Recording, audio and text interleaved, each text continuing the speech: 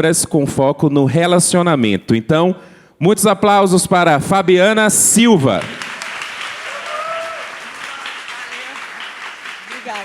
Obrigada. Bem-vinda. Oi, gente. Bom dia. Obrigada pela presença de vocês. Eu sou baiana. Em abril agora eu faço 7 anos lá na Globo. A gente vai ficar 1 hora aqui, mais ou menos. Eu vou falar a primeira metade desse tempo, apresentando um pouco sobre essa temática, essas temáticas que foram faladas, e depois eu vou chamar 2 amigos, a Jéssica Senra, lá do jornalismo, Fabinho Almeida, empresário da área de entretenimento, para a gente continuar o papo sobre os assuntos aqui que eu vou falar. Vou falar um pouco, na verdade, eu escolhi esses 2 assuntos, assim, essas 2 atividades, especialmente, porque eu acho que elas, apesar de, num primeiro momento, parecer que elas não conversam entre si, elas super falam entre si. E também era um jeito de mostrar o quanto um profissional de comunicação precisa lidar com assuntos diversos, né? Assim, são assuntos que parecem diferentes, mas não são mesmo. E aí, para poder dar uma localizada, eu fico na área de relacionamento, que é uma diretoria da comunicação da Globo, na área do entretenimento, na imprensa, né? Na área do entretenimento.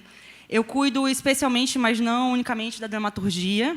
E aí tem lá uma equipe de fotógrafos e assessoras, a gente trabalha com muito planejamento, vou falar um pouquinho disso, e fazendo a troca, que é muito do que a gente está fazendo aqui, né, mas conversando com todas as áreas, áreas de comunicação, áreas parceiras da empresa, enfim. E aí, sou da área de humanas, mas eu adoro um número também, eu acho que é importante a gente falar do trabalho da gente, localizando sobre do que a gente está falando, né? Para quem que a gente está falando. Então, eu estou num lugar que fala ali para 100 milhões de uns, né? A Globo está em quase 100 milhões, em quase 100% dos domicílios brasileiros. Então, os títulos estão em mais de 170 países, né? E através da Globo Internacional ao redor do mundo, e aí com cerca de mais de 4 milhões de assinantes. E aí tem um dado que eu acho muito interessante, quando eu cheguei na Globo, eles me falaram isso, eu disse, entendi, né? Porque são 3.000 horas de entretenimento, isso significa 4 longas-metragens por dia que a gente produz de entretenimento. Então, é muito, é uma fábrica, uma indústria que produz bastante. Eu peguei uns dados de internet, de Trending Topics, do mês de novembro, e aí tem alguns números para vocês poderem ver, e eu acho curioso também, isso me pauta muito, porque aí, veja que no mês de novembro, sobre a Globo, os TTs Brasil foram cerca de 7% assuntos relacionados à Globo, e 1% dos TTs Mundo, termos únicos, então é bastante. E aí vou falar um pouco mais do meu business, né? Assim, as novelas também em grandes números, para vocês poderem entender. Eu trouxe alguns dados de A Dona do Pedaço, que acabou há pouco, e aí Amor de Mãe, que estreou. A Dona do Pedaço, esses são dados do PNT, a Dona do Pedaço é a média final da novela, esses são os dados de audiência. Aí reparem o share, né? Mais da metade dos domicílios com TVs ligadas assistiram essa novela. E aí outro dado que eu tive acesso, que eu também achei muito interessante, então, assim, o alcance acumulado dessa novela, que são os telespectadores que assistiram a pelo menos 1 minuto dessa obra, foi 91% da população brasileira. Então, novela está no DNA do brasileiro, né? É um ativo nosso, é um ativo, tá na nossa cultura. Acho importante registrar isso. E aí uma outra informação que também acho igualmente curioso, que o recorde dessa novela, ela fez 43 pontos no último capítulo. E aí o Super Bowl nos Estados Unidos, que se fala que é a maior audiência dos Estados Unidos, esse ano fez 41. E a gente fez 43 no último capítulo. A gente ficou na faixa dos 40, 41, 42 várias vezes. Então, é como se a gente fizesse um Super Bowl algumas vezes ao longo do ano, né? E isso eu estou falando do Brasil, do comportamento do brasileiro, né? Do consumo. Amor de Mãe teve essa estreia, foi a melhor estreia desde 2016. Eu trouxe uns dados de Salvador, porque a gente fala com as praças, né? Esses são dados do PNT, mas a gente trabalha com as praças também. E aí, a média acumulada de Salvador é 26 com 45% de share, então quase a metade dos lares aqui assistiram essa primeira semana da novela. E aí eu trouxe um outro dado da faixa do dia todo, de 7 às 24 horas. A gente saiu aqui, a média da Globo daqui saiu de 12 nos primeiros meses para 13 em junho, 14 em julho, e mantém essa média. Então, podemos falar um pouco aí dessa tendência de crescimento. E aí, assim, eu tentei colocar aqui um pouco dos stakeholders que eu lido todos os dias, minha equipe lida todos os dias, né? Eu represento uma equipe de assessoras muito competentes, eu tenho uma equipe muito legal. E aí a gente fala com jornalistas, influenciadores digitais, clientes, assessoria e mais toda a Globo, porque a assessoria de onde eu faço parte, a gente responde pelas áreas, e aí entra todo mundo, artístico, jornalismo, esporte, tecnologia, programação. Para um profissional de comunicação é muito legal, porque você acaba não só ficando no seu quadrado, mas você acaba entendendo de televisão, de uma forma geral. Isso, se eu puder deixar isso de mensagem, para mim é talvez a maior riqueza. E eu tentei colocar em 5 pontos, assim, para resumir um pouco do que a gente faz para puxar aquela coisa quando eu disse que a gente trabalha com planejamento, e eu sei que eu estou falando aqui, tem estudantes, mas tem o mercado publicitário, a gente fala muito de planejamento, e eu vivo isso na veia todos os dias. O quanto eu vivo cada projeto antes dele acontecer, então, o quanto a gente analisa as coisas para analisar riscos, possibilidades, enfim. Isso é vida real, assim, e isso é muito legal também em termos profissionais. Então, somos parceiros estratégicos das outras áreas e a gente apoia estratégias. A gente planeja e desenvolve estratégias para a marca, né, para os produtos. Aí, estou falando de reputação e conexão com o público. Entender a sociedade, estar em conexão com a sociedade, está no DNA. Se a gente não faz isso, a gente perde a razão de ser. E eu não estou falando só da Globo, tenho certeza que todo mundo aqui, em suas profissões, se trabalha na área de comunicação ou propaganda, a conexão com a sociedade ela é imprescindível. Então, atuamos desde o diagnóstico de oportunidades e riscos. Aí, isso eu coloquei para explicar um pouco. No caso de novelas, eu entro num projeto 5 meses antes dele começar a gravar, e sento ali com o autor e diretor, e a gente começa a desenhar como é que vai ser o planejamento e o lançamento dessa obra. E aí, analisando esses riscos e oportunidades. Então, tem muitas temáticas diferentes. Essa conexão da sociedade acaba refletindo no jornalismo, no entretenimento como um todo, a agenda dessa sociedade. Então, eu estou ali no Rio, sou baiana, mas a gente falamos todos para o Brasil inteiro, então a gente entende cada temática e vê a melhor forma disso ser colocado para que as pessoas embarquem na história com a gente. E aí, bem, construímos relacionamentos permanentes com influenciadores e imprensa. Esse mapeamento ele se faz muito presente, até porque, hoje em dia, esse conceito de imprensa, né, de formador de opinião, os influenciadores, essa relação com os influenciadores, o quanto essa turma começou a ficar relevante, o quanto eles trazem de informação para a gente, como trabalhar com eles, porque a assessoria, a turma de comunicação, é muito acostumada a tratar com a imprensa e os acordos que se estabelecem com a imprensa. Vem essa turma de influenciador para mostrar que talvez não seja bem assim, qual é a necessidade de cada um, que tipo de conteúdo que eu tenho que gerar. Bem, aí eu listei algumas das atividades, só para vocês terem uma ideia. Algumas das atividades lá que a gente desenvolve são várias, e aí 2 delas que eu vou falar um pouco mais, vou chegar lá em gerenciamento de crise, e aí vou mostrar depois alguns cases de lançamento. E aí eu acho que cada um na sua empresa ou no seu negócio tem alguns pontos, algumas coisas que não perde de vista. No meu caso, se eu puder resumir, tem a ver com relevância. Tudo que a gente faz, a gente busca muita relevância. E eu ouvi as palestras ontem, tem outras hoje, todo mundo falando muito disso, né? O que a gente produz para ser relevante nesse mundo multifacetado, multiplataforma, pulverizado. Como é que eu provoco, como é que eu produzo relevância, né? Identificação tem a ver com isso que eu falei, de conexão com a sociedade, né? De olhar para quem você está falando. Não existe isso de eu falar e só, é uma conversa, eu falo, a pessoa retorna. E a reputação, a marca Globo, eu acho que tem aí uma força há alguns anos e falamos muito de reputação. Isso é uma coisa uma equação que eu acho que resume um pouco. Assim, acho que comunicação com estratégia, ela gera informação com eficiência, e a gente está falando de credibilidade e transparência, especialmente no mundo de hoje. Não dá para não ser transparente, não dá para não ser de verdade, né? E aí, um pouco do resultado do trabalho. Tem alguns números. Aí, é engraçado que 95% de tudo que é publicado sobre TV nos veículos online é sobre a Globo, e aí 97% positivo.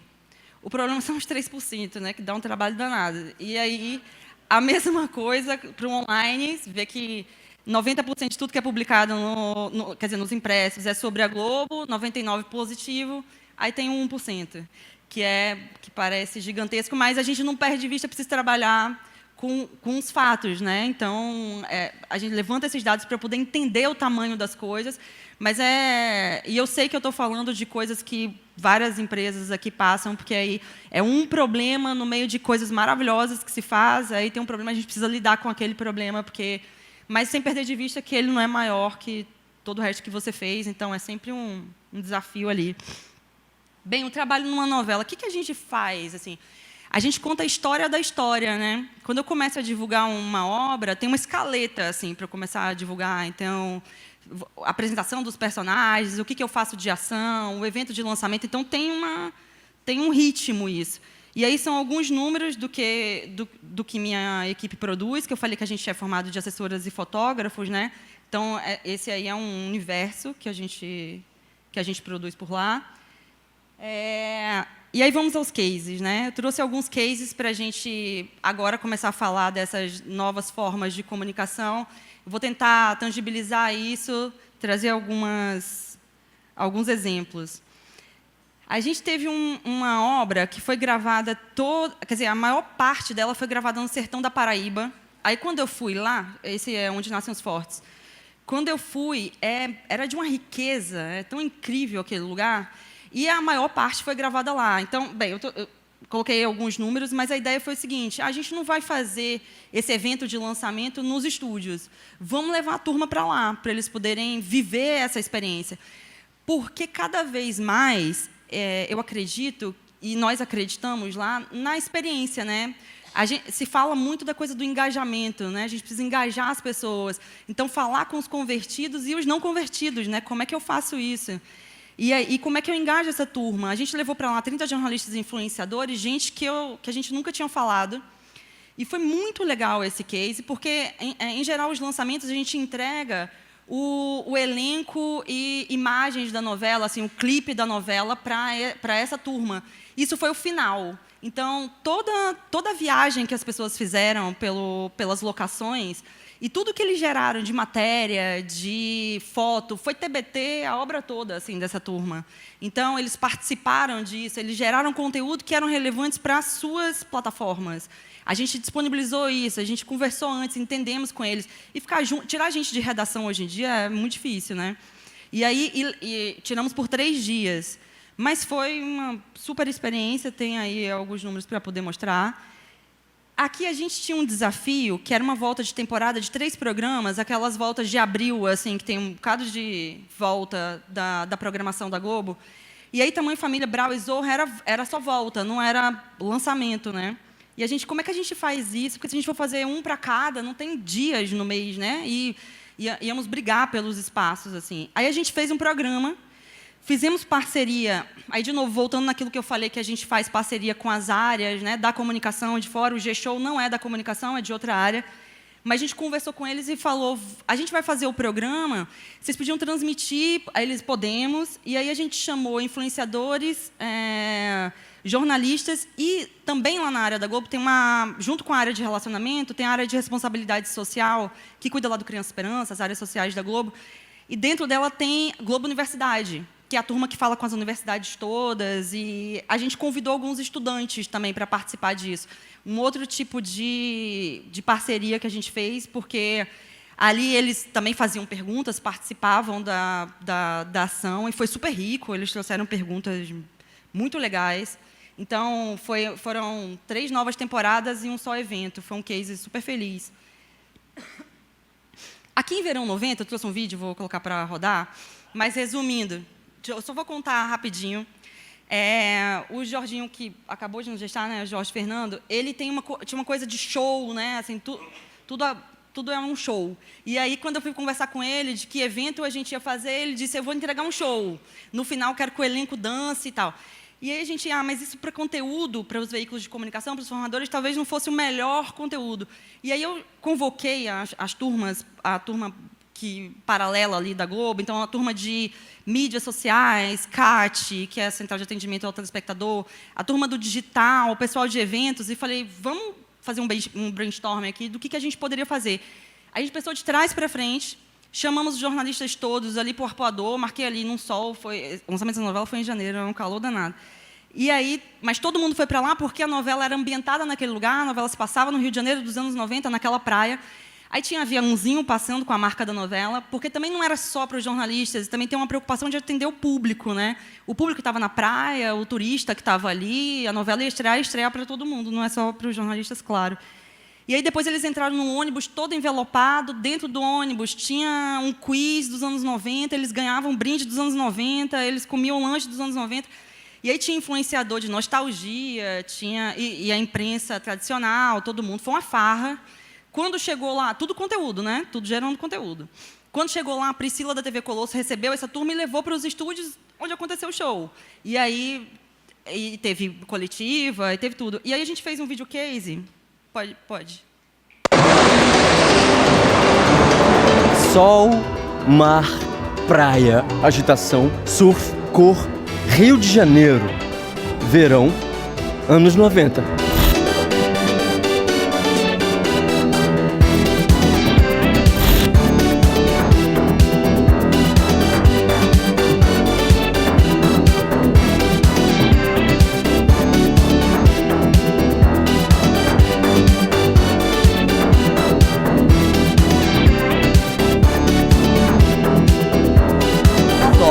Esse novo jeito, né, também que a Globo está trazendo a imprensa para participar um pouco dos nossos bastidores e do início da nossa história. Eu acho que é uma maneira de introduzir ao público a história de uma maneira amorosa, recebendo a imprensa aqui com um café da manhã, informalmente. Eu acho que faz parte também dos anos 90. Eu acho que tinha esse contato físico, esse olho no olho. Pô, foi bem legal, sabe? Já fiquei vendo como teste a reação e vi que deu certo. É muito legal poder estar vivendo mesmo como se eu estivesse nos anos 90. É uma novela de época. Contar essa época que foi maravilhosa. Por incrível que possa parecer, memória vem ao mesmo tempo.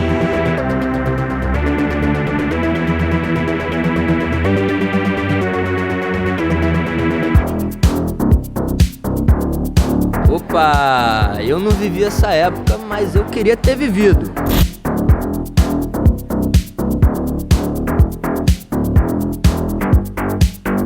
Vem no ônibus, teve o quiz dos anos 90, serviram pra gente bala, chiclete dos anos 90 que marcaram. Tem todo um resgate de memória, né, legal, assim, bem interessante.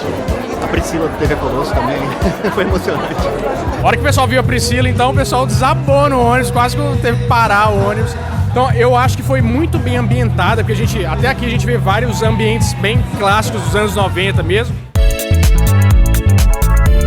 Várias coisas são imediatamente reconhecidas, todas essas referências ficam vindo o tempo todo. Muitas novelas naquela época tinham boates, então isso aqui que a gente está vendo hoje é como se fosse uma epítome dos anos 90.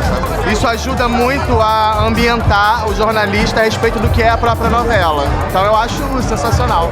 É muito engraçado porque os anos 90 já passaram há tantos anos que hoje em dia, para se fazer uma novela sobre ela, você tem que fazer pesquisa. Sensorial, é visual, é auditivo, as músicas, as comidas, todos os detalhes são direcionados para justamente você ter uma experiência dos anos 90 e uma experiência do sentimento dos anos 90. Emocionante, delicioso, estava com saudades e eu acho que é isso que o público sente também, saudades dos anos 90. Quem viveu sabe, quem não viveu vai saber.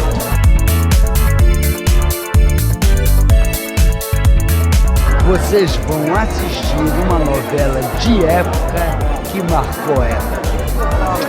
Verão 90 é para quem gosta de novela.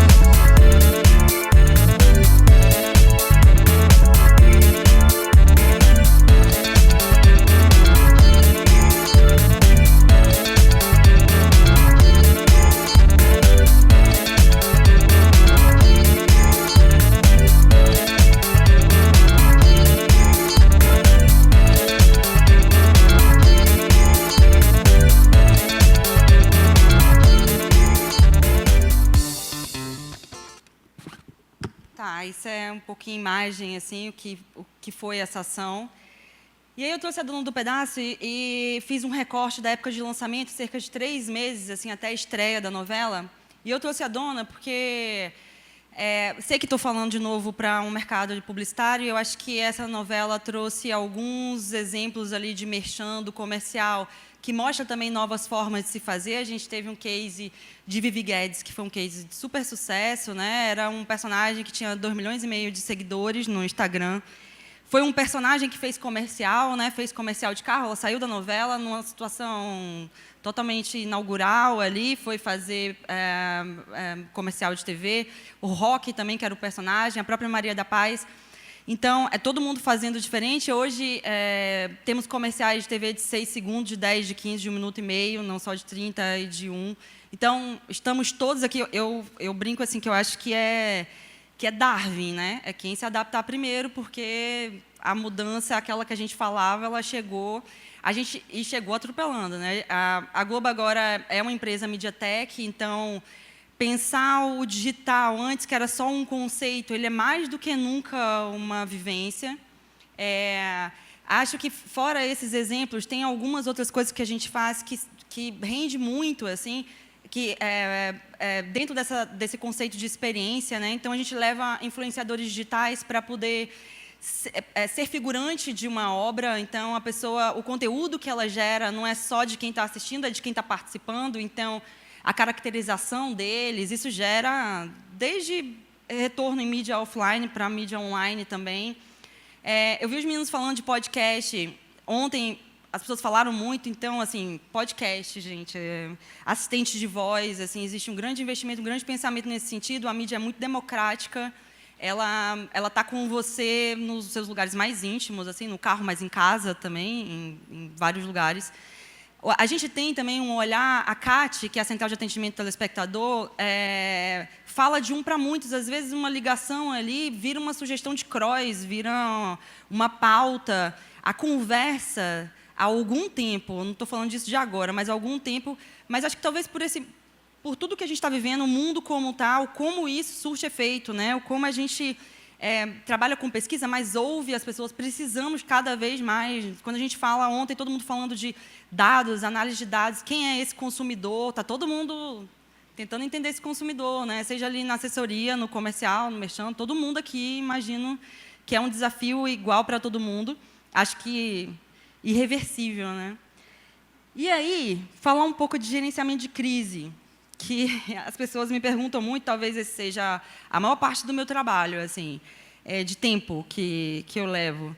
Então, talvez alguns tipos de crise, tentei elencar. Acho que é importante entender se é crise mesmo, porque, às vezes, quem está vivendo a crise entende que aquilo é o para tudo e, às vezes, não é. Então, você tem que ter condições de medir isso, tem que monitorar isso. E, assim, o que define uma crise, né? E se é crise, calma, né? Todo mundo pode ficar um pouco nervoso, mas você que é profissional de comunicação, se eu posso dar uma dica, calma. E aí eu tentei fazer alguma divisão de tarefas. As pessoas me perguntavam muito, como é que lida com a crise? Não tem receita de bolo, cada crise é uma. Acho que você vai vivendo elas e vai entendendo e vai dando as melhores respostas. No momento de crise, ser ágil, consistente, assertivo, não tem como não ser diferente. Então, assim, monitoramento. O fluxo de informação é importantíssimo, porque não dá para você estar numa equipe e aí um fala uma coisa sem estar alinhado com todo mundo. Então, quando se estabelece uma crise, aquele grupo que está trabalhando, ele vai junto o tempo todo, um colado no outro, porque tudo acontece ao mesmo tempo agora. O canal de conexão com o externo não pode fechar, então, aconteceu alguma coisa, meu telefone não para, o telefone da equipe não para, a gente tem que atender e dizer, estou apurando. Qualquer que seja a resposta, mas eu não vou deixar aquela pessoa sem resposta e não vou dar qualquer resposta. Então, o anseio do outro é do outro, né? Então, eu vou dar uma resposta rápida, mas consistente, depois de tudo apurado com as fontes oficiais do que estiver acontecendo.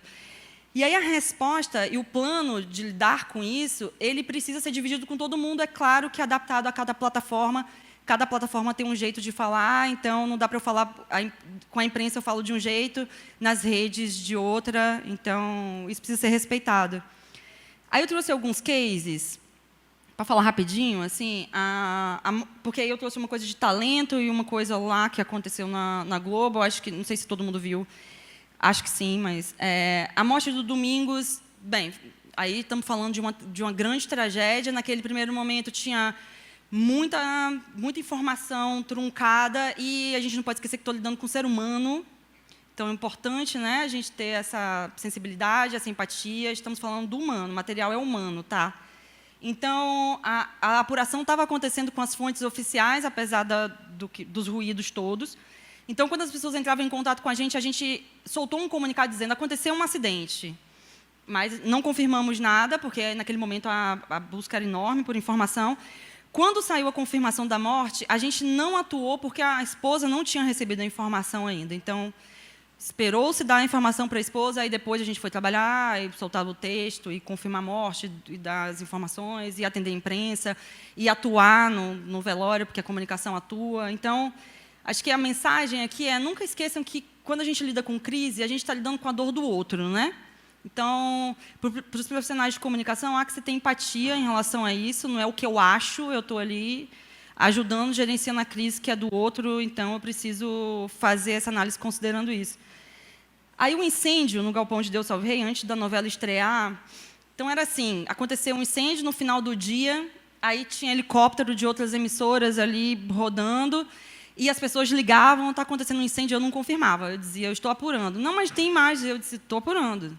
Porque só responder se teve um incêndio é uma parte da resposta. Então, teve incêndio, primeiro eu quero saber se tem algum ferido, o que aconteceu, do que se trata o assunto. Isso tem que ser rápido, então foi rápido, e aí a gente soltou um comunicado dizendo o que tinha acontecido, e graças a Deus não teve ninguém ferido, enfim.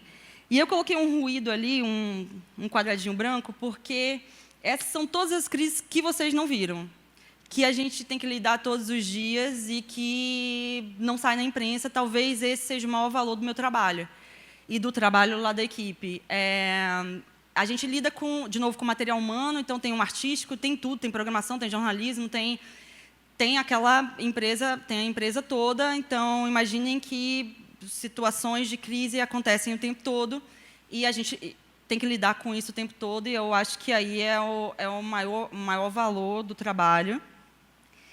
E agora, eu vou chamar a turma, eu terminei a apresentação falando um pouco do que a Bahia me deu. Eu acho que tudo isso, que eu tenho o maior orgulho de falar isso, eu falo o tempo todo, na Globo, várias pessoas me chamam de baiana, e eu tenho o maior orgulho, porque eu acho que isso é um ativo, sim, a gente vai falar um pouco disso aqui, porque também tem lá um lado, outro lado, vamos conversar um pouco sobre isso.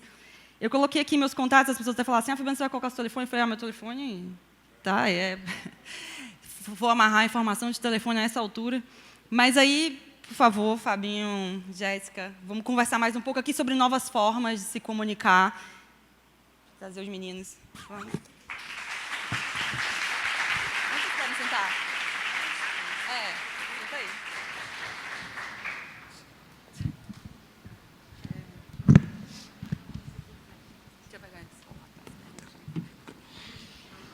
Eu, quando chamei os meninos, eu falei, como é que a gente vai, né, continuar esse assunto? Somos de áreas, eu aqui do entretenimento, a Jéssica de jornalismo, o Fabinho do mercado. Eu disse, eu acho que tem tudo a ver, tem uns assuntos aí que são super parecidos. Então, talvez começando por esse, assim, né, o que cada um entende que a Bahia deu para a gente de ferramenta para estar nesse mercado, atuando nesse mercado. Acho que a gente pode começar a partir daí, né? Obrigada.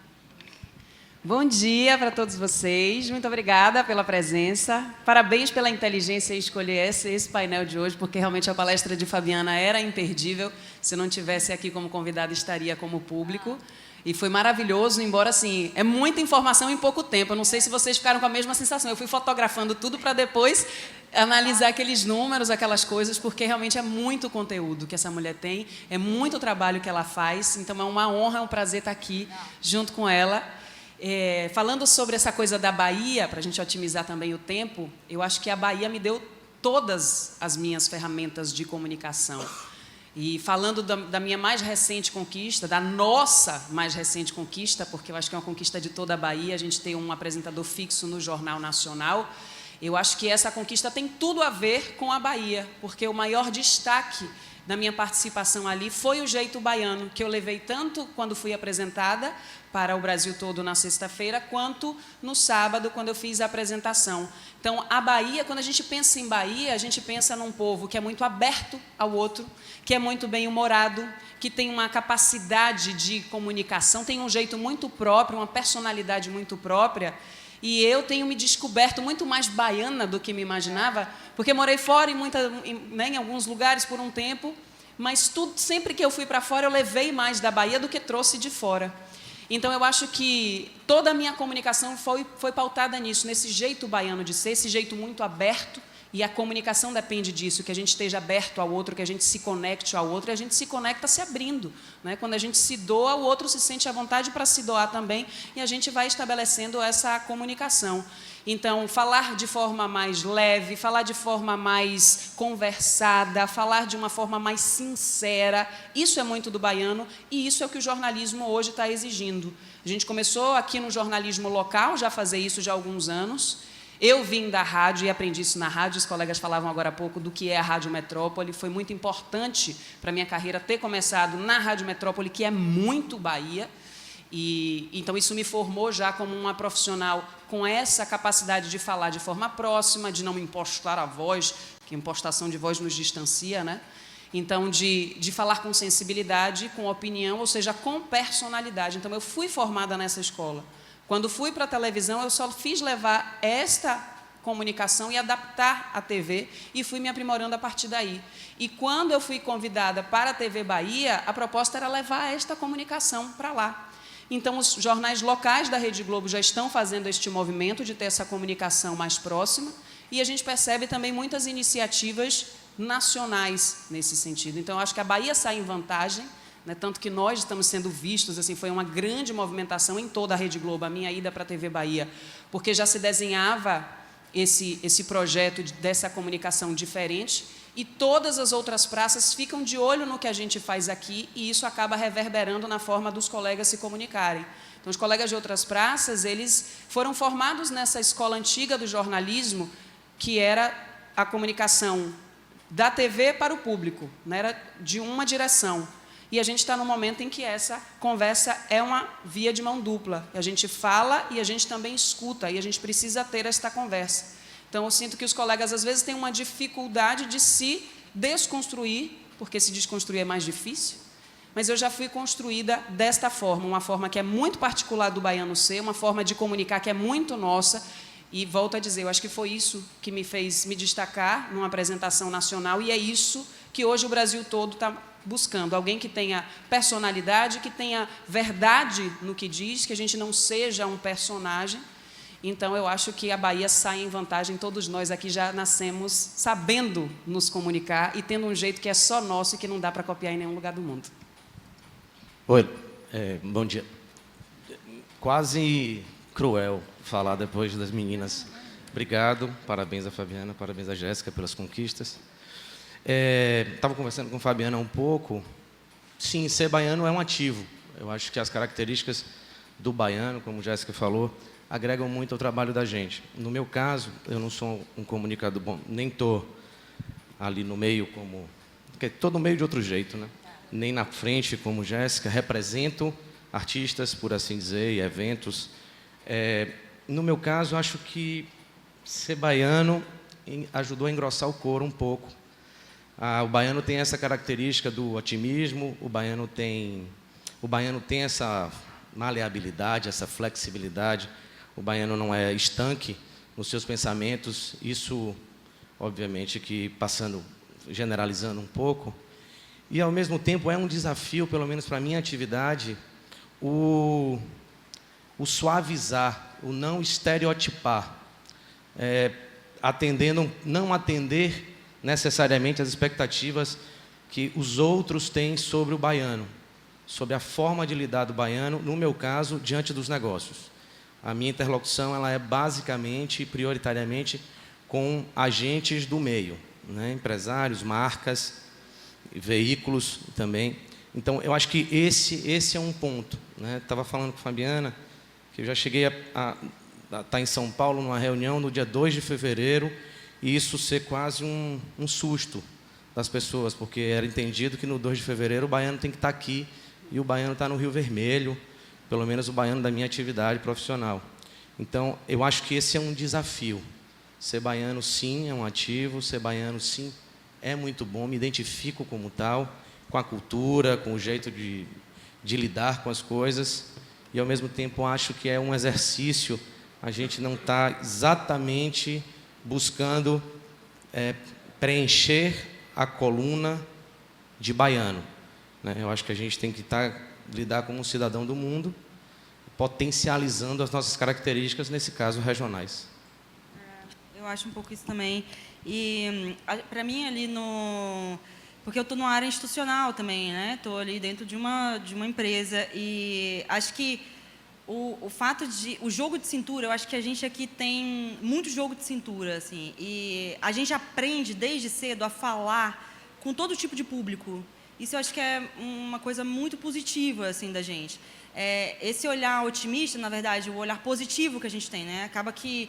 eu não estou falando unicamente, tá, gente? Estou dizendo assim, estou tentando elencar assim, o que é positivo do que eu vivo ali nas reuniões ou nos processos, para poder vender um planejamento, para poder explicar para aquelas pessoas que talvez esse seja o melhor caminho.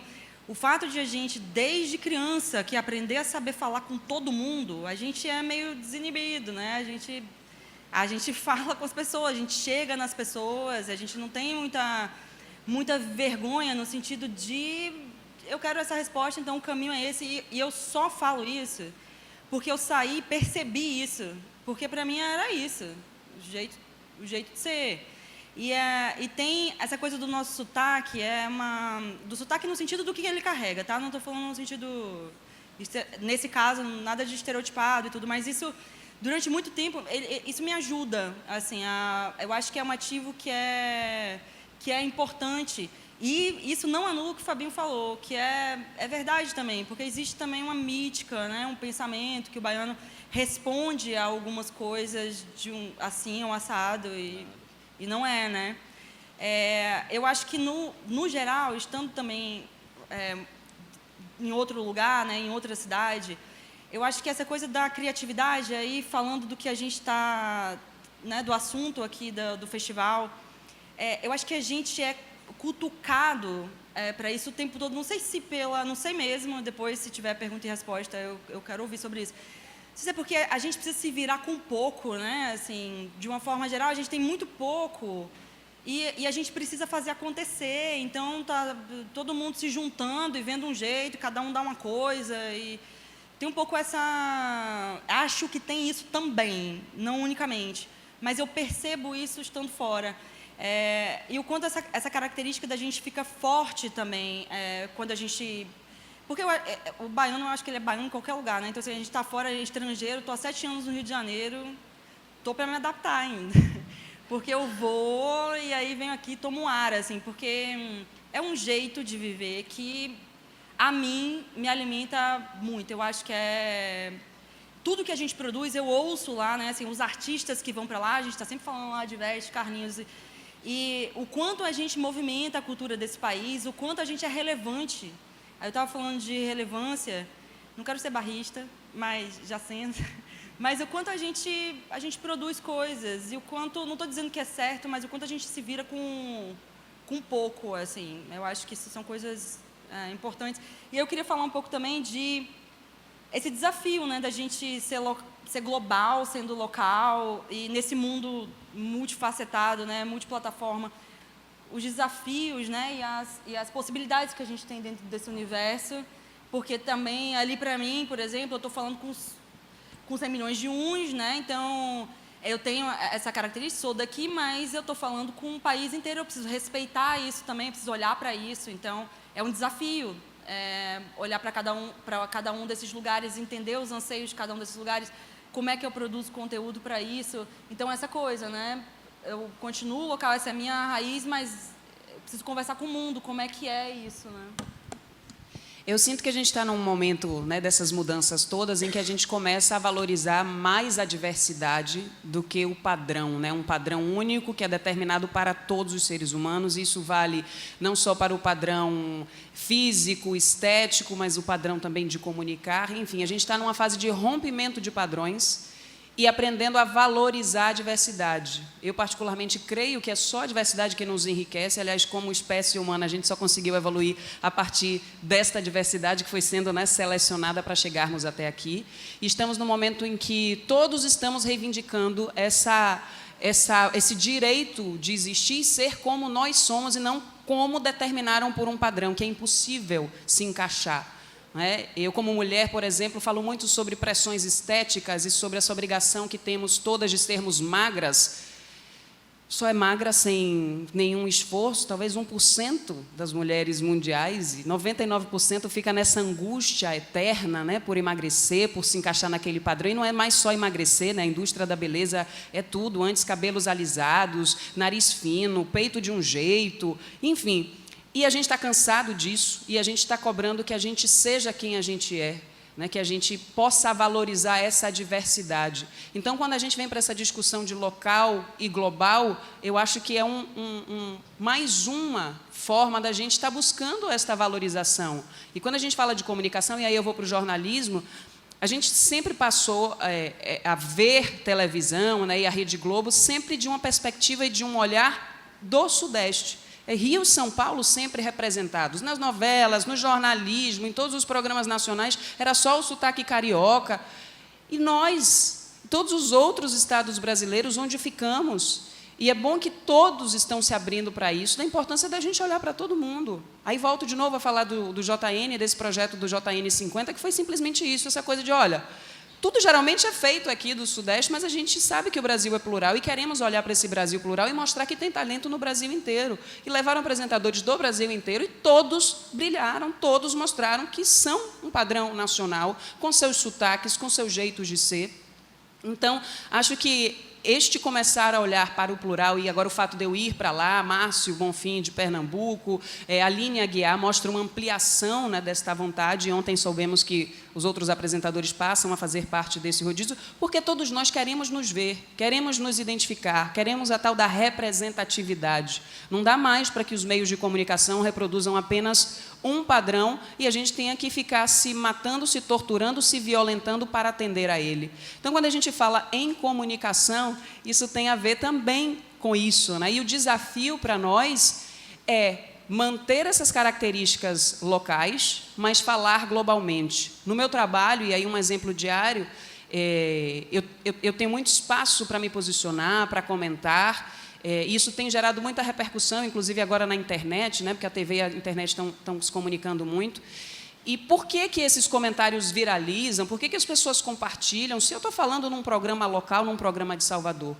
Porque todas as coisas que eu comento, embora tenham como base notícias locais, elas são universais, são valores humanos, são valores da sociedade, são coisas, situações que a gente está vivendo em qualquer lugar do Brasil e até do mundo. Então, quando a gente fala, por exemplo, sobre a barbaridade que é a homofobia, todo mundo está vivenciando isso. Falei de um caso que aconteceu em Camaçari, mas tem milhares de outros casos acontecendo no Brasil. Quando a gente fala sobre machismo, sobre o respeito à mulher, isso também acontece no mundo inteiro, sobre racismo.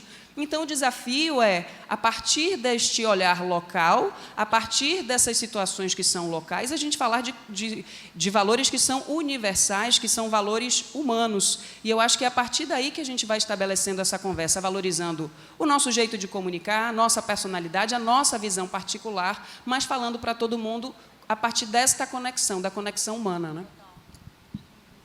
Bom, é isso.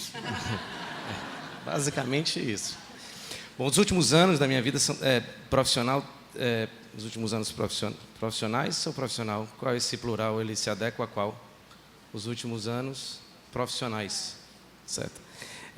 Tem sido convivendo e aprendendo muito com um artista que ela é uma cantora e uma comunicadora nata, que é a Ivete, e que me ensinou muito e me ensina muito essa questão de ser local e global. Eu acho que ela é uma pessoa que, ao longo desses anos, ela tem uma genuinidade que adere às pessoas. Ela consegue não se ferir do ponto de vista do que ela é, de quem ela é, do que ela representa, consegue se compreender enquanto, bom, ela se afirma, inclusive, enquanto música baiana, enquanto axé music, mesmo diante de tantas rupturas e tantos questionamentos. Eu acho que isso é bem interessante, antes dos termos, e nada contra os termos, esse empoderamento, né? Essa verdade que ela passa e que é global enquanto valor, não global enquanto necessariamente território, enquanto abrangência geográfica, enquanto estilo musical, enquanto buscas incessantes de atingir algo que não é adequado a si, ao que se pretende, ao como se realiza. Então, afirmando só, acho que não tenho mais contribuições a dar em relação a esse tema, que não que as meninas já deram, mas eu acho que é isso, sim. Eu acho que esses valores aqui devem ser globais, não necessariamente as conquistas ou os views, ou, enfim, ou os números, né? Isso. Porque eu acho que a gente acaba que a gente está falando, isso que você disse, a gente está falando de valores, né? De questões, de temáticas que são universais. Acabou de acontecer há pouco o Emmy, que é o prêmio da indústria da TV, e aí tinha uns painéis que aconteciam, e a turma de séries, de novelas, falavam das suas temáticas dos seus países, assim. E como eu pude perceber que o mundo todo está falando da mesma coisa, sabe? Assim, essas questões todas que você falou são questões universais de fato, né? E aí acho que talvez com a tecnologia, com as novas formas de se comunicar, a gente está se sabendo, né? E trocando mais, um interferindo no outro. Você está dizendo, o quanto esse tipo de evento eu acho essas atitudes muito legais, essas iniciativas muito legais, porque não existe falar de criatividade ou de comunicação sem troca, né? Hoje em dia, então para mostrar um pouco do que eu estou fazendo, entendendo o que a pessoa está fazendo também, para ver se a gente constrói a partir disso. E aí, assim, a outra coisa que eu queria falar um pouco e ouvir um pouco vocês é que, diante disso, tudo que a gente está falando, dessa fragmentação toda, eu tenho um desafio ali que, antigamente a gente falava assessoria de imprensa, isso já não existe há muito tempo, né? E aí, sei lá, a gente talvez possa falar de gestão de comunicação ou de imagem, não sei o termo, mas a gente anda conversando muito com os influenciadores, né? Então, como é que se conversa com essa turma que fala com não sei quantas milhões de pessoas? Como é que se constrói esse relacionamento e se faz relevante, né? Como é que a gente... Como pensar, como planejar isso? Porque hoje, por exemplo, eu tenho veículos que eu convido o veículo e o jornalista, porque o jornalista tem um perfil que é muito visitado e que a pessoa faz a cobertura para o perfil dela também, assim. Então, hoje a gente está na TV aberta, você está falando para o jornal, mas aí tem o desdobramento lá no G1, tem um desdobramento, sei lá, no meu caso, o entretenimento no G-Show e no @Rede Globo. Então, as coisas precisam ser ditas, adaptadas ali às plataformas, mas a mesma comunicação, talvez, não sei. Eu estava vendo, a gente teve uma campanha agora recente de uma marca de carros, que foi lançada ao mesmo tempo na emissora, em 9 canais Globosat, em 3 portais, e foi visto em 30 segundos por 40 milhões de pessoas. Então, assim, essa coisa da fusão, né, de fazer todo mundo junto, de estar mais próximo, no mundo pulverizado, de você conseguir fazer diferença, alguma diferença. E ali na comunicação, essa coisa eu sou muito curiosa, assim, para entender, até para poder avaliar, né? Porque como é que você avalia o resultado desses influenciadores? Porque aí a pessoa está fazendo stories, quanto isso rendeu, o quanto isso é relevante. E eu imagino que na comunicação seja de um artista que antigamente fazia o lançamento de um disco, dava 3 entrevistas, acabou. Agora é uma cabine atrás da outra. A dona do pedaço, lá no lançamento da gente, a gente fez durante a tarde, antes de entregar a coisa do clipe, que eu falei para vocês que sempre entrega, a gente fez uma tarde de produção de conteúdo. Ao mesmo tempo, a gente fez uma ocupação do Copacabana Palace. A gente pegou lá uma suíte e, assim, ao mesmo tempo, a gente estava fazendo cabine para uns veículos que, para eles, esse conteúdo funciona, tipo HuffPost, Hypeness, enfim, alguns. A gente estava fazendo uma sessão de fotos para a Vogue com as influenciadoras digitais da novela, que aí tinha a Agatha, tinha a Paola, tinha a Monique Oz, enfim. A gente estava fazendo um papo com influenciadoras de moda e a figurinista da novela, então um papo ali com ela. uma sessão de fotos com Dona Fernanda e Natália Timber, porque 2 damas, e tinha umas efemérides esse ano, ao mesmo tempo produzindo conteúdo, porque a gente precisa se comunicar com as pessoas entendendo qual é o conteúdo para cada plataforma. Queria entender, talvez você no jornalismo, ali, sei lá, no seu caso, nos lançamentos, nas coisas, como é que vocês vivem isso? Vá primeiro, vá.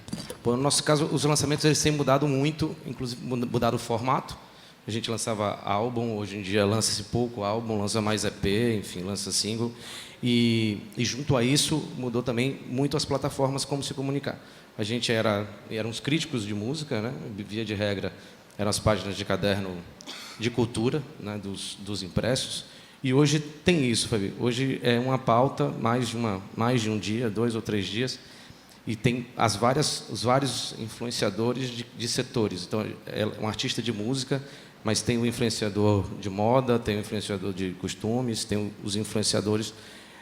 Tenho lá minhas considerações de que tipo de engajamento isso dá e a conversão que isso dá para o trabalho do artista, no caso, a música. Né? O que é que... Admito que, às vezes, a gente está como se comunicar com o todo sem saber exatamente qual será o resultado dessas ações. Acredito muito no formato também da TV aberta, da TV fechada. É algo que, para o artista específico, ela converte bastante, tem aderência. Não trabalhamos hoje de forma esquizofrênica, aproveitando o termo que o rapaz aqui antes usou, em busca de atingir uma quantidade X de pessoas por lançamento ou por empreitada. Naquela empreitada, leia uma foto, por exemplo, tem-se que atingir X de engajamento. Não é essa a nossa busca. A busca ela é de uma comunicação orgânica, de transparência, de veracidade, sem necessariamente essa velocidade de conteúdo. Óbvio que o que eu estou falando se adequa às características dessa artista específica. Né? Cada artista tem seus objetivos, enfim, o que quer conquistar com isso e o que cada uma dessas coisas representa. No nosso caso, sim, é um desafio. Muitas perguntas e muito poucas respostas. Né? Cresce muito através de trocas como essa, com você, com a sua instituição, como outras. Mas, sem dúvida nenhuma, que é um desafio, assim, e acho que vai passar muitos anos com bastante pergunta.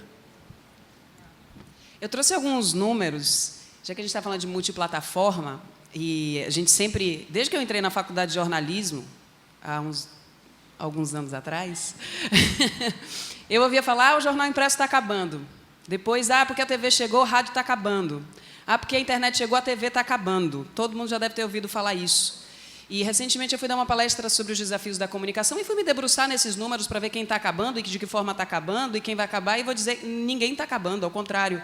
A internet ela veio para transformar a maneira da gente se comunicar. Então, quando a gente fala em jornal impresso, como impresso, de fato, ele está em decadência já há pelo menos 2 décadas. No ano passado, de acordo com o IVC, que monitora os jornais impressos, entre os principais jornais brasileiros, houve uma queda de mais de 10% na versão impressa. Por outro lado, houve um crescimento, que não foi proporcional, mas já é um crescimento expressivo, de mais de 5% na digital. E se a gente focar nos principais meios impressos, Folha de São Paulo, o Globo, Estado de São Paulo, eles sim tiveram nesta balança crescimento positivo, porque as assinaturas digitais elas favoreceram em relação à impressa, né? Então, o impresso pode estar acabando como impresso, mas o formato permanece agora na internet.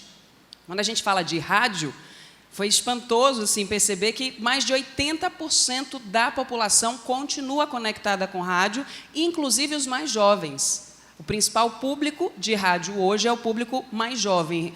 Foi uma pesquisa deste ano do Kantar Ibope Media, o Inside Rádio 2019, que diz que o rádio alcança 83% dos brasileiros. E os brasileiros procuram, em grande parte, notícias. 70% das buscas está relacionada a notícias no rádio.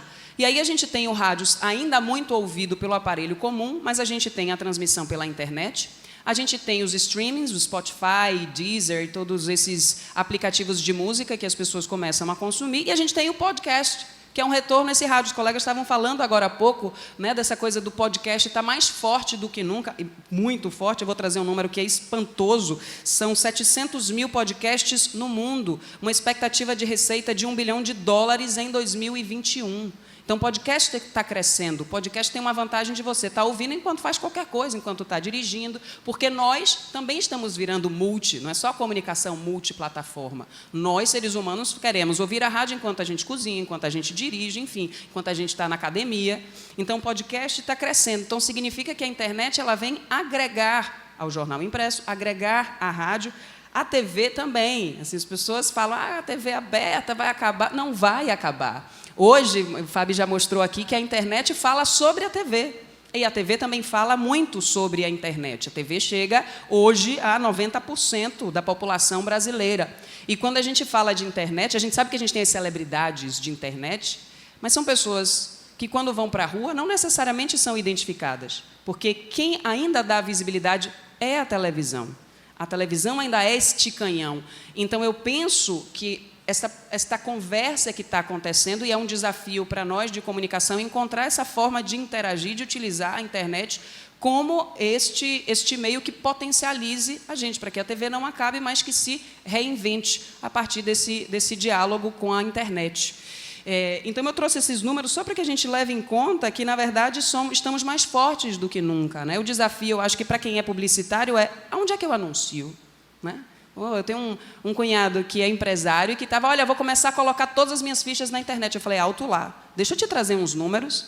Se você quiser comunicar com públicos específicos, sim, talvez a internet seja esse caminho, né? Os seus influenciadores digitais, os seus blogueiros, que têm seus nichos, né, e falam com públicos específicos. Mas para falar com a grande população, né, a maior parte da população, ainda a TV é quem está comunicando. Então, assim, que a gente perceba essas mudanças acontecendo, que a gente perceba que os meios estão mais fortes do que nunca, que os profissionais que trabalham nesses meios são quem dá, de fato, o valor para esses meios. A gente está vendo também essa inversão, eu já vou encerrar, que antes os meios e suas marcas eram importantes, hoje a gente vai buscando cada vez mais essa identificação com aquele comunicador, e a rede social também faz essa conexão. Então, as pessoas que me veem na TV, elas me acompanham na rede social, elas sabem quem eu sou. E, a partir dessas identificações, olha, eu gosto porque ela é uma pessoa, sei lá, uma mulher que luta pelas mulheres, que luta pelos direitos humanos, que tem gato, sei lá, ou que é vegetariana, enfim, a gente se conecta a partir daí e essas coisas também se conversam. Então, a rede social nos tornou todos público, todo mundo agora tem a vida pública, exposta, escancarada. Isso faz com que a gente precise ser cada vez mais de verdade, porque todo mundo percebe quando a gente não traz a verdade, e isso cria automaticamente uma rejeição, né? É isso. A gente tem tempo para pergunta e resposta? Essas pessoas? Não? Acabou? Então tá. Nós vamos fazer isso, ninguém vai poder fazer uma perguntinha, minha gente. Nós vamos liberar, então, para uma pergunta. Tá? Agora, a responsabilidade é sua, Jéssica. Você escolhe. Não, você. Eu sou seu mediador, nada. Você levanta a mão primeiro. Vamos. Olá, tudo bom? Bom dia. Meu nome é Emily, eu sou estudante de Relações Públicas da UNEB. E eu gostaria de fazer uma pergunta bem rápida e objetiva. Foi apresentadas novas formas de comunicação e gerenciamento de crise, e eu senti uma faltinha da integração entre as duas. Como é que vocês acham que as novas formas de comunicação auxiliam ou até dificultam, não sei, o gerenciamento de crise? Como é que vocês lidam com isso? Como é que vocês aproveitam essas novas formas de comunicar para gerenciar bem uma crise? Eu acho que, na verdade, lá no início eu falei que eu ia destacar esses dois pontos para mostrar um pouco como um profissional de comunicação precisa saber lidar com coisas que parecem diferentes, né? Mas tudo isso que a gente falou depois da pulverização dos veículos, então, assim, hoje, uma crise ela pode disparar através de um tweet. Antigamente, as pessoas achavam uma coisa dentro de casa, ligava para a TV ou falava com um amigo, e isso não necessariamente virava uma crise. Então, tem tudo a ver, porque muitas das crises acontecem, às vezes, a partir do digital, ou a partir de uma movimentação de uma pessoa. E aí isso vira uma grande crise e aí a gente vai ter que entender isso. Então, talvez a resposta, hoje em dia, ela precisa ser dada com mais velocidade ainda, porque aquilo atinge um tamanho enorme. Quando eu falei de monitoramento, existem empresas, né, que fazem monitoramento de redes sociais. Então, quando eu tenho uma crise ali, eu recebo esses relatórios. Então, eu estou entendendo a temperatura das redes, o que eles estão falando, se estão falando muito, onde, qual região. Então, como é que eu tenho que falar com essas pessoas. Então, está tudo ligado. As novas formas, na verdade, talvez a maioria das crises hoje que eu vivo, talvez ela seja, eu estou falando aqui sem muito compromisso com a verdade absoluta, mas ela é disparada por uma pessoa que escreve ali, ganha um engajamento e aquilo fica gigante e tal. Fora as questões institucionais, né, internas, que aí são outras questões. Mas está tudo conectado, está tudo ligado. E aí, mais cuidado ainda a forma de responder, ou como responder, porque a responsabilidade talvez seja maior ainda. Porque aí saem coisas e informações que não são oficiais com muito mais facilidade. É todo mundo falando, todo mundo virou protagonista das histórias todas. Então, a gente é muito criterioso ali para poder dar qualquer tipo de retorno, porque eu tenho um compromisso com a transparência e com a credibilidade, e talvez eu não possa errar, não tenha muito espaço numa situação dessa natureza. É isso? Para mim, por favor. Então, muito obrigado. Aplausos aqui. Obrigado, Fabi. Obrigado, Fábio, Jéssica. Faz uma foto lá.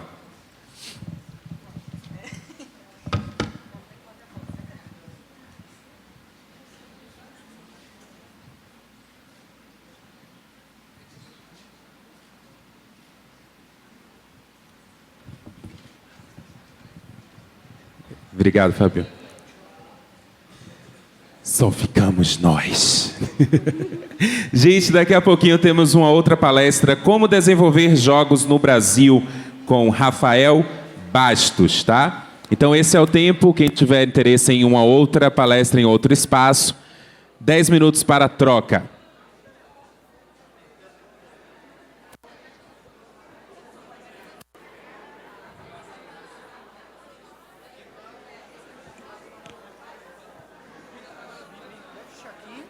Você viu que eu te lancei lá no... Que é isso aí, menino?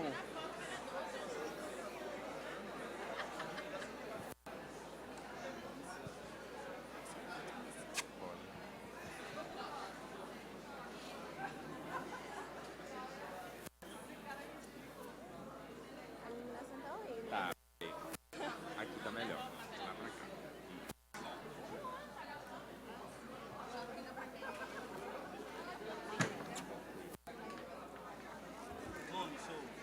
Gratidão.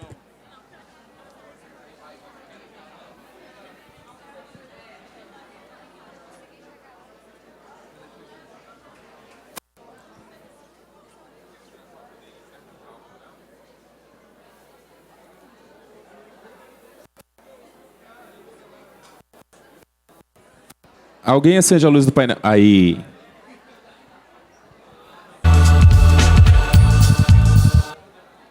Sabe de onde vem essa força capaz de mover um país? Vem de quem arregaça as mangas e faz acontecer.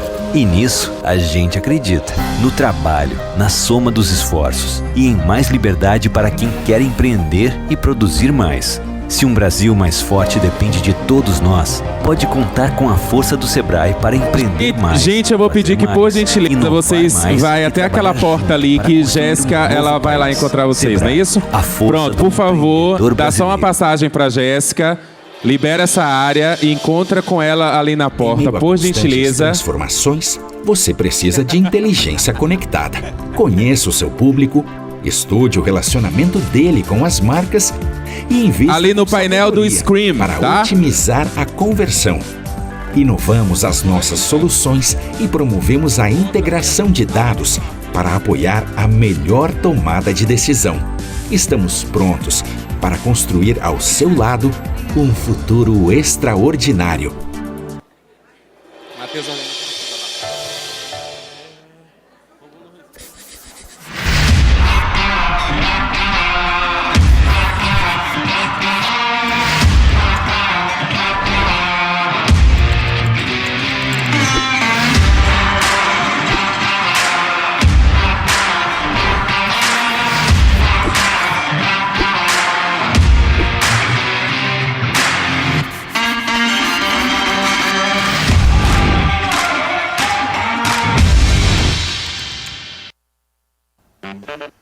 Tudo certo?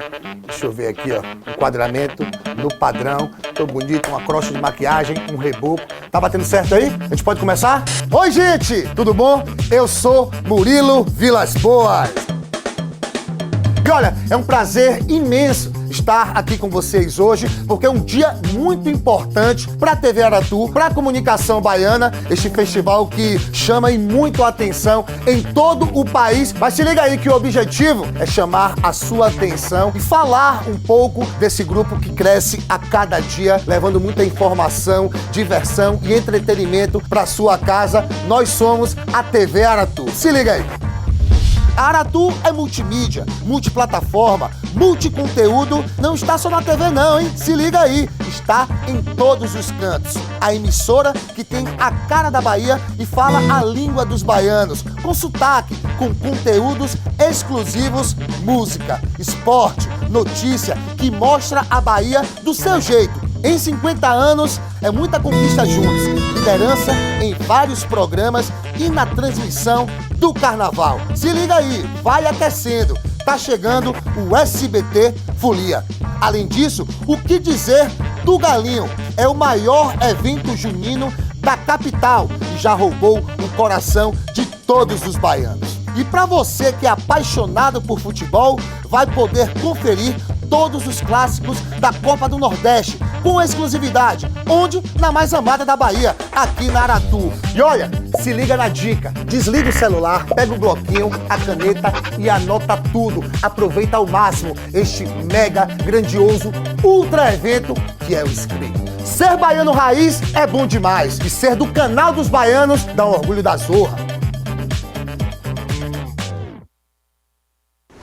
Estamos na área, nos estádios, estamos nas ruas, nos palcos, estamos ao vivo, estamos no ar, estamos na Bahia e no mundo, contando histórias, vivendo a nossa cultura, transmitindo emoções, em sons, cores e ritmos. De todas as formas, o tempo todo. A Rede Bahia acredita no poder transformador da arte, porque a cultura baiana é o nosso maior espetáculo. Rede Bahia, com os baianos pela Bahia.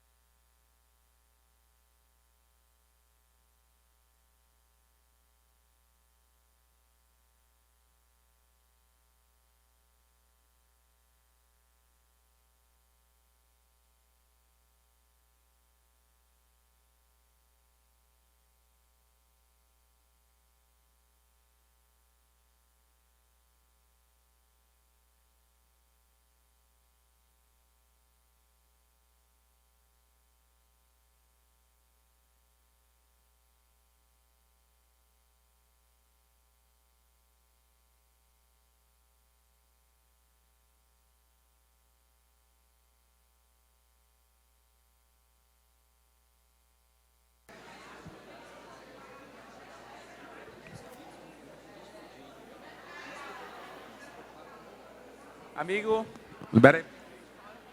Você é nada, né? Eduardo.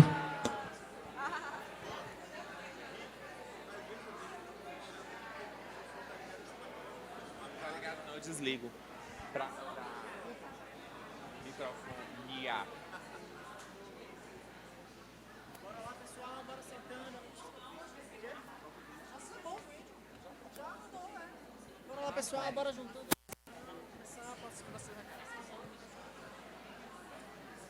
Como é que eu faço das fotos? Cadê as fotos da Lady Jéssica? Vai rolar assim. Cadê? Rafael o herói. Como desenvolver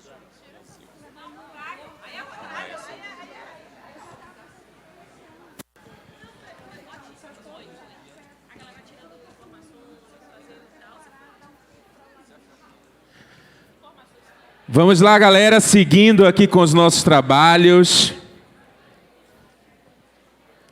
Jéssica tá ali bem blogueira, atendendo os fãs.